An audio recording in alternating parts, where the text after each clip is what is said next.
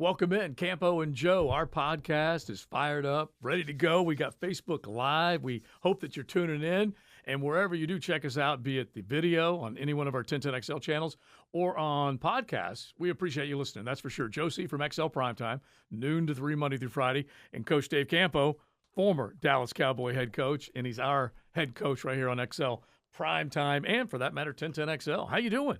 I'm doing great. I had a chance to go over to practice today. So, Yeah. Anytime I'm around the game, I'm excited. Yeah. So it was a good day today. Let me just paint a picture. We go into practice today. It's inside the bank because they're doing all the renovations around the stadium. They're building the performance complex. Is it the Urban Meyer Memorial Performance Center, something like that?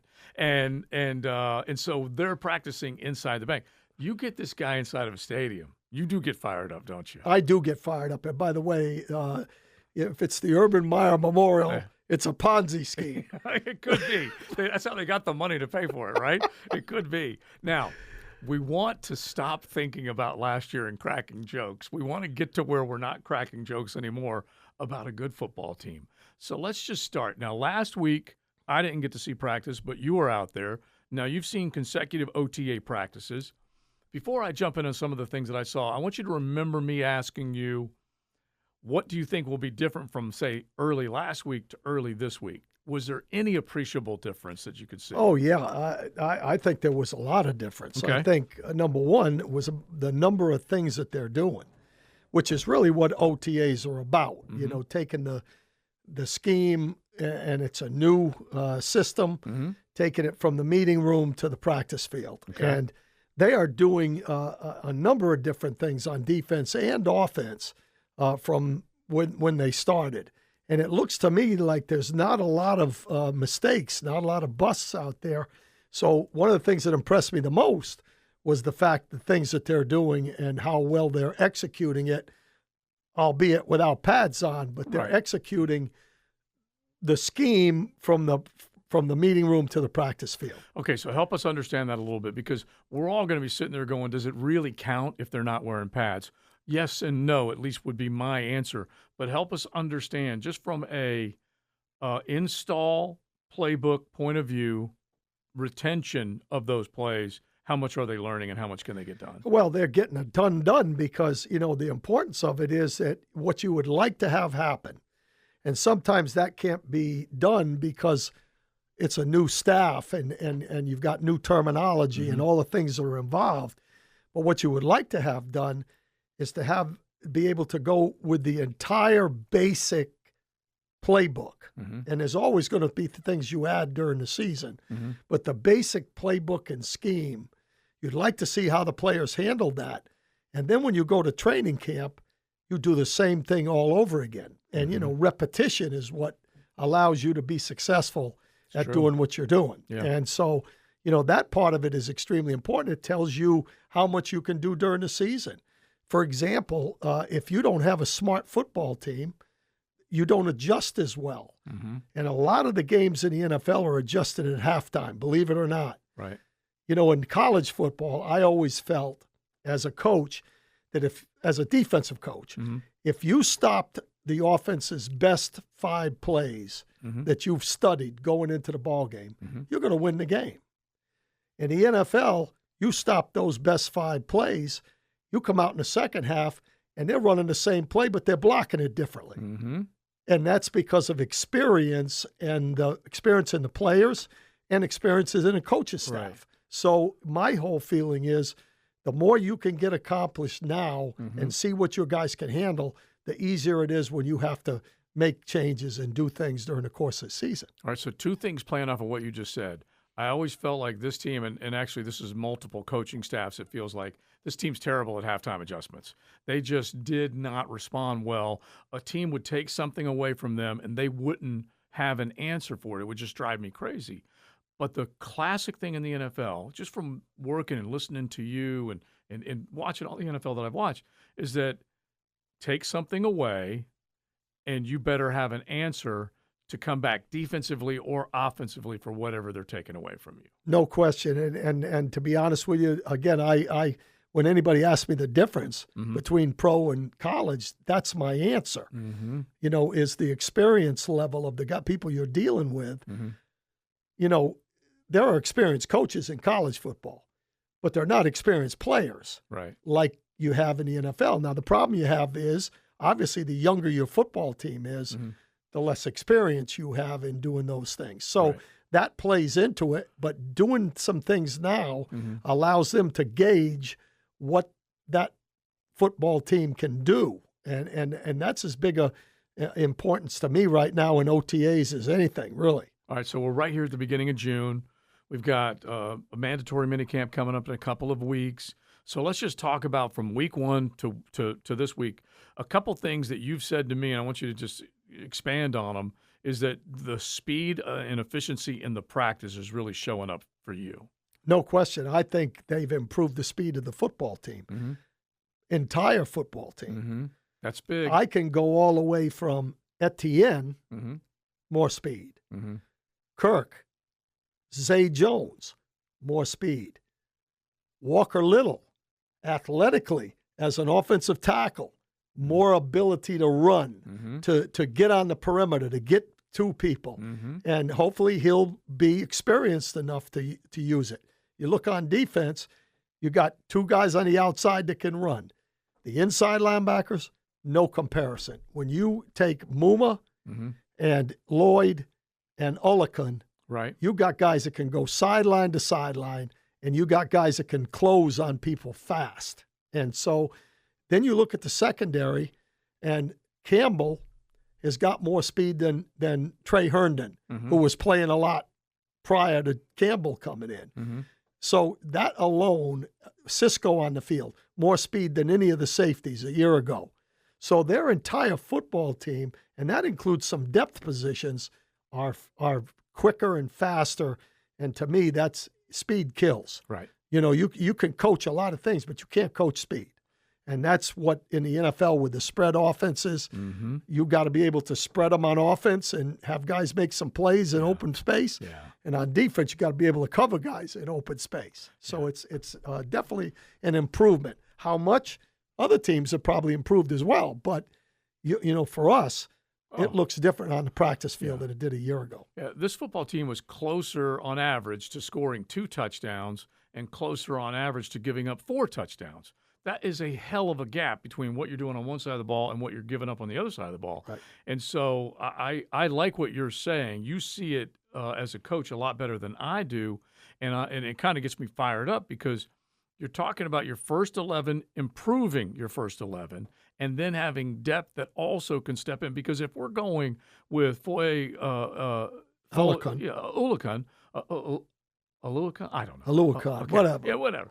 If we're going with Oluokun being the starting Mike linebacker, and behind him is a fast, hard-hitting Chad Muma as a rookie, those positions of depth are getting better. Well, that's why they took him. Mm-hmm. He was the best player available on the board at number 70. Mm-hmm. Take him Yes. because you've improved your entire football team. That's long been your mantra. Absolutely. Because you can't get enough good play. This is a physical, Mm-hmm. tough assignment Right. that these guys are doing from week to week. Mm-hmm. It's you're going to have some guys banged up. Mm-hmm. You got to have some guys that can come in and play. Now Muma, I'm not saying he may beat everybody out. I have no idea at this point, but he gives you ability on special teams, on things that win football games. You've heard me say 100 times, Yeah. you got to win 2 phases to win a game. Mm-hmm.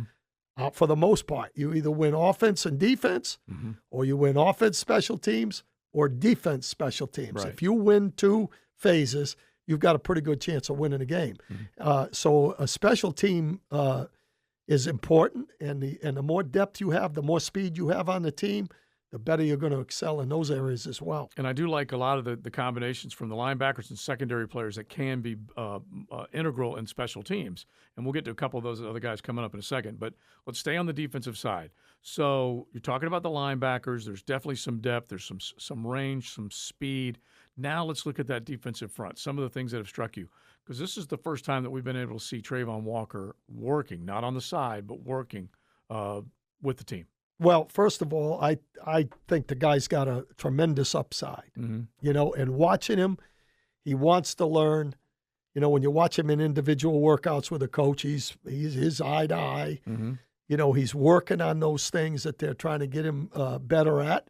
He's going to have a little bit of a learning curve because he didn't stand up as much as other people that play outside linebacker because he was playing a number of different positions. Mm-hmm. And when I see him rush, there's no question he can run now.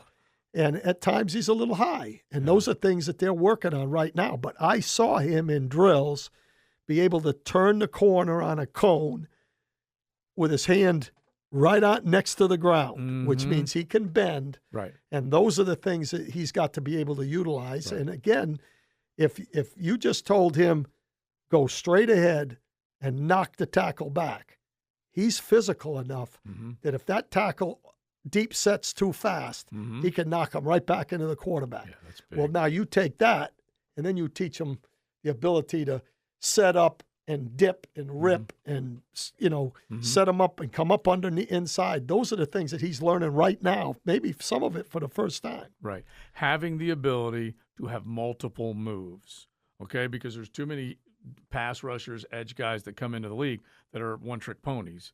Fair or unfair, they are easily blocked. So you're saying this guy can have an arsenal of different moves. There's no question in my mind he's got the ability to do it. And then you add to that, I think they've, third down is big.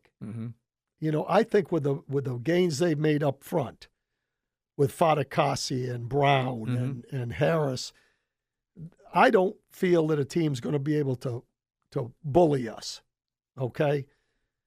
If that's the case, third down is going to make the difference on whether or not you win or lose in the ball game. Right.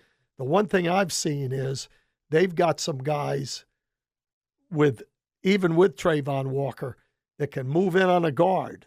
Arden Key, I watched him a little bit, move in on a guard on third down. And guards can't handle athletic rushers. And that can force an offense to have to double team those guys. And now all of a sudden those guys coming off the edge have a great opportunity. One of the things I liked today was in a short period of time on third down, at times they had Walker in over the guard and they had Lloyd coming off the edge. That's so some speed and power. There's some speed and power going on in both situations. And so I think they've improved in that area, and I think that's going to show the speed of that. All right, help us out a little bit as a longtime defensive coordinator, longtime defensive coach. When you're having the multitude of possibilities, in other words, you can send guys after the quarterback from multiple positions on that defense with size and speed. So you're telling me that there are more guys that can attack the passer. Absolutely. I mean, Lloyd, you look at him, he's a linebacker off the ball. Right. Well, he's can do it all. Alakan, I don't know if I'm still pronouncing the name it doesn't right. Matter. He's one of the best blitzers in the league last year. So they've got guys that can rush the passer at a lot of different spots. Right. And a quick, sizable Trayvon might be able to be the guard inside. Oh, no question. Yeah. In my mind. Yeah. He's going to be a tough out for a guard. So I'm just going to throw these numbers at you, okay? And this is what we're talking about. On third down, this is what drives Jaguar fans inside the stadium, and they may be tossing the remote control at the TV when they see them give up. This is the opponent's third down conversion percentage, okay? At the top of the list, this is last season, Buffalo was up there. Dallas was pretty good. Baltimore was up there. Minnesota, New Orleans, who had a really good defense. Tennessee was among the top 6. The Super Bowl champs, the LA Rams, were 7th in third down. They gave up roughly 37%. But you also have to factor how many of them are 3rd and 1, 3rd and 2, 3rd and 3s, versus this team that had way too many 3rd and 8s, 3rd and 9s. All the way down here in the 25th spot is Jacksonville, giving up 43% of third downs. 43%. That's almost half. That's high. It's awful. Yep. And they are in and look where they're at, Coach, in company with Houston, the Jets, Detroit, Atlanta, Washington. It's awful. Here's the thing. Awful. Here's the thing. You ask about one of the questions that everybody's going to ask is have they improved the secondary? That's one of the questions, right? Yeah. Guess what? If they prove the guy's rushing the passer, they improve the secondary without putting anybody else out there. That's a good point. That's really the is. key to the entire defense, in my opinion, is ability to pressure the quarterback. Makes everybody look good behind you. No question about it. And you couple that with some guys that attack the football in the secondary, which I think Cisco might be that kind of a guy. Looks like he was in college. Campbell has been a guy that's aggressive to the ball. That's how you get the turnovers. If you pressure the quarterback, that's what two things for turnovers, which we need to get a lot more. Right. Get ahead. Work with the lead. And rush the passer. Yeah. Those two things are where you get mistakes made right there. Because I'm feeding off of what you're saying. If you're not working with the lead, you don't get to rush the passer. Correct. Because that other team's just going to be handling the football. They're going to sit on the ball the second half, and then you're in trouble. And so this is all Mike Caldwell holds the keys, and we're trying to figure out exactly what style, how aggressive he will be. Will he sell out on certain plays to try and make sure the quarterback doesn't have time to throw? But you have watched and witnessed, just like a lot of people have, how many times quarterbacks, they can take their jersey off, hand it to the laundry guy, say, you make the decision. You can wash it or not, because he was upright all game long. That's going to be the key for Trevor Lawrence. Let's keep his jersey clean. Yes, That'll be a good start for the whole thing. But from a defensive standpoint, I know Todd Bowles very well, the coordinator at Tampa Bay that Mike Caldwell worked with for a long time. The best thing he does, in my opinion, which I think will carry over to Mike, is put your guys in the best position to succeed. And that's one of the keys. And one of the keys is taking a guy like Lloyd that can be a guy that comes off the edge, or he can be a deep, off, or he can blitz inside, or he can do all these things. That puts the pressure on the offense. So for me, I think they've improved just from the standpoint, and to me, you add Walker to that, because Walker can do anything along the line of scrimmage, in my opinion. And the position that he's got the most work at is the one he's going to start at outside linebacker. But he has the ability to do that, and that'll be a big key right there. I really do like the combinations, because there was a time, and we're going back a little ways here, but there was a time when they could create a lightning package here when they had good guys like Yannick Ngakoue. They had Dante Fowler at that point. They had Calais. They had guys that could come off the edge and in a lightning package on third and long when you get to rush the passer from multiple spots. They could create a little terror in a quarterback's mind, and that hasn't happened. These guys have been too comfortable sitting on their spot making throws. And I think really how well our offense does is going to affect that as well. Okay.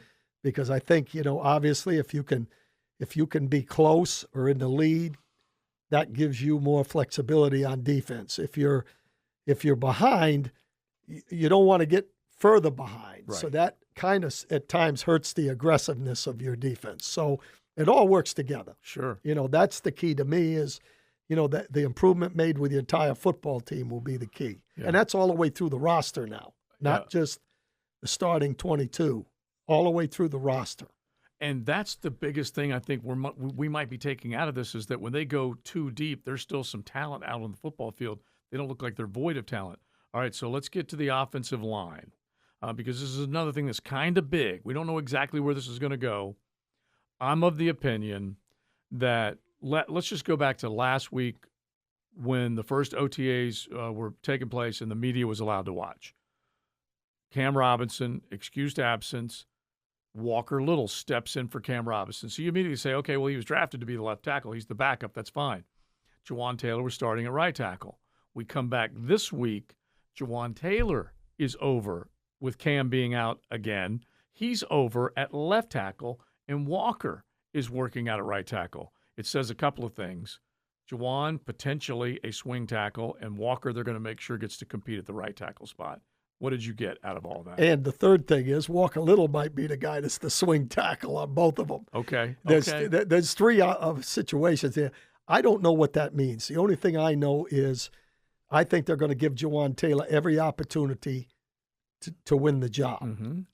And Walker Little is versatile enough to play a bunch of different positions. Right. And there is that's a very important spot, especially at tackle. He's played both of them. Yeah, especially at tackle. Mm-hmm. There's some guys that can play both guards and this and that, but the swing tackle is really important because one of those guys go down. The Dallas Cowboys are a perfect example. They're not near the football team when Smith, the Pro Bowl tackle, is out because they don't have anybody they can put in. That's a big part of it. Mm-hmm. It also could mean, though, that Walker Little they're going to compete for that right tackle spot, which I think they are. And I personally think that he can beat out Jawan. All right, now you and I, can we make a small bet, like maybe All-American hot dog, small bet?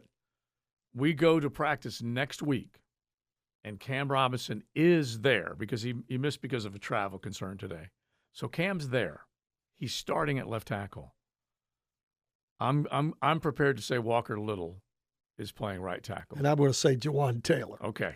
All right. And I just say that because listening to Doug talk, he has a big affinity for veterans, especially in the offensive line, because it's a place where ability to communicate, doing the right things, knowing your buddy.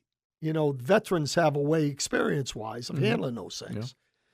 Yeah. I think they're going to give Jawan every opportunity to make it, but it's going to be a quick decision come training camp. Okay. All right. So they're going to get an equal number of reps, and one of them is going to win the job. I just think at this particular time, part of the trust building by the head coach is I have some affinity for guys that have done this for a while. Okay.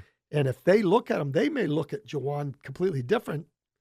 This coach may feel like he can coach out of Jawan what the previous coach couldn't. So those are things we don't know. My personal opinion is Walker Little is going to start at right tackle when the season starts. Okay, so we're on the same wavelength there, but you think it's a slower play, and because this is where I was going to challenge you. It's hard to challenge Coach, but I was going to challenge Coach where you say they're going to give him every opportunity. I was going to say they're going to give him every opportunity for another week, and then they're going to move on. So where is that timeline? They can take it all the way to training camp as far as I think so. I think they can because they're getting a look at those guys. Okay. And Coach and Joe, it still comes down to playing the game is different with the pads on. True. And those guys going full speed. Right. That's when you win or lose your job. Compared to shorts. Okay. And so, I think they're going to give him every opportunity. I could be completely wrong, but I think that's what they're going to do. Okay, but I'm getting what you're saying now because it does make a little more sense. He's already had this job, and you can't take it away from him when they're not wearing pads. Okay, that does make sense. Well, you can. Well, because they did it with Walker. Yeah, but based on your logic. Yeah, but based on your logic. But on my logic in that, I think he's going to give them every opportunity. Okay. So we go to training camp. We will see those guys sub out with the ones, and we'll find out which of those guys can hold off whomever it is coming off the edge. Dwan Smoot, but it will be Key, whomever. It will be a quick then decision. There'll be a quick hook. Absolutely. Okay. And the other thing that I kind of tried to factor into it was listening to Doug's press conference today. He talked so highly of Shatley, and to me, that shows me that he has trust in guys that have done it before. Okay. And he's seeing some things that he likes, and, he may be the guy, at center. Which is okay. And Luke Fortner is a guy that they drafted to come in, have a chance to compete for this position, smart, heady guy, but Shatley is an undrafted guy, has proven that he can stick around. He's a hard cut. He can play center. He can play guard. And that left guard position still could be opening up as a possible starting spot. So the point you're making is that Jawan has veteran experience and Shatley has veteran experience. And I think that's something that they're going to, really look at. And again, remember, from the meetings to the practice field, OTAs doesn't mean that the guy's going to play better when the game's on. It Right. means that he can take it from here to here. Okay. So in some aspects, a guy like Jawan Taylor's going to look better in OTAs than he is when the pads when it's come for on. real. Yeah. So that to me is the key right there. Yeah. You know? And I'm not hitting a panic button just yet. Right. But if you have potentially 4 of 5 guys that were starters last year being starters again this year, that's not good enough. Right. It'll be a struggle. That'd be a struggle in my mind. Yeah. I think that they're going to make there's going to be some changes. I think just the addition of Scharf is a plus, because I felt that there was too much pressure on the quarterback up the middle. Right. And that's why I think if they took Jawan Taylor and put him at left guard, I watched him on the sled today. He is a powerful guy. Yeah, he is. Man, I'll tell you what, he ripped that sled. Yeah. So, to me, if you're going to put the best 5 out there, Right. again, I know Leon, who's played the position, Right. says that it's difficult. But I'd looking at rather- it from a coaching standpoint, I think his body is more fit for the guard position than it is the tackle position. That's what it looks like to me too, Yeah. because the feet Yeah, aren't feet. there. Feet. And Tony Pacelli's been steadfast in saying this as well, along with Leon, that he just doesn't think. He said, "Guy," it did resonate when he said it. He said, "Guys get on you so fast at the guard position." Correct.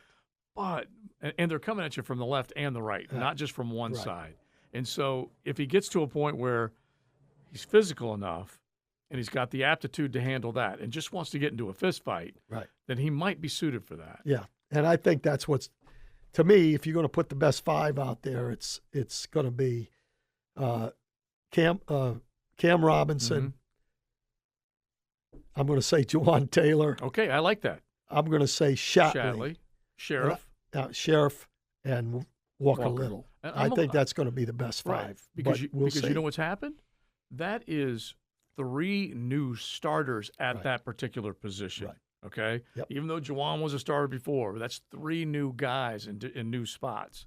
And that makes some sense, because I had already, if it didn't work out with Jawan, I had moved Shatley over to left guard and Luke Fortner in. Now, just touch on, you touched on Shatley. You didn't really get to see enough of Luke Fortner to know. Yeah, the thing I see for him is kind of the same thing in a way that I see in Walker. Fundamentally, watching him, and especially when he first got here, and I haven't watched him enough now, just being there a couple times, but in the rookie minicamp, he was having a little problem rolling the hips into the block. Okay. And they were working on him. He was using the Crowther technique, they call it, where the offensive linemen, they put them on their knees, and, they lock the feet in. Right. And then they accelerate into the block. That explosion. And what that does is it rolls the hips from a knee position. That's a Crowther technique. So you start off with that to get the feel of what it's like to come off and roll the hips in a block. Then, with him, they were having to keep saying, you got to get more hips into it, more hips into it. He was kind of coming off and punching. All hands. And he's strong. He was hitting the sled well, powerful, but his hip reaction wasn't there. Now, I haven't watched him enough to see if that's improved, but it's hard to tell when they're in team situations because everything's happening fast, and they're not really rolling off the ball like they would when it's the real thing. So I'm not going to count him out, but I always mention Mark Stepnowski, who probably the center for the Cowboys back in the day. We brought him in as a rookie. He didn't start till his second year. Right. He learned. And we knew Stepnowski was going to be the center of the future. Yeah. And that may be the case. Yeah. And he became this the year center. with Fortner. Yeah, I don't know. He became the center we'll of the see. future.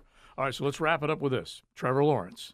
Everything happens if everything goes well if Trevor goes well. So a good practice. He had a couple of deep balls. Also thought the anticipation throws, meaning a guy's just coming out of his break, he's throwing it to a spot, and it looked a little more refined. What did you think? I thought he had a good day. I think that he is getting the ball, on time. I think that there's other things involved in that. It's having the confidence in the receiver that the receiver's going to be where he's supposed to be when he, because if he has to wait and see him, it doesn't work. Right. He's not getting it off on time. Yeah, So if you watched him today, he was delivering the ball before the guy was into his final break, knowing that the guy was going to be where he's supposed to be. Right. And I think that will, continue to get better. And he definitely has a all-pro arm. Mm-hmm. He's got the gun, and he has an ability with all that pressure. He has the ability to step up into the pocket. He's not one of those guys that has to scramble out of there at the drop of a hat when there's pressure. He can step up, find a little area, and still throw the ball. And those are things that'll get better with more reps. Give him another second of protection, and who knows what can happen. Absolutely. All right, Coach, we've used up all of our seconds. Our time is done, but we appreciate you. As always, good stuff. We'll be back at OTAs next week. Yep. And we'll break it down a little bit more. We're trying to build a winner around here, okay? So, Joe C., Coach Dave Campo, we appreciate all y'all checking out. Campo and Joe and our man Chief. Chief is the main man over there behind the camera. Yeah, I mean, sometimes you don't get to see him unless he photobombs us, but he got the job done today. Out.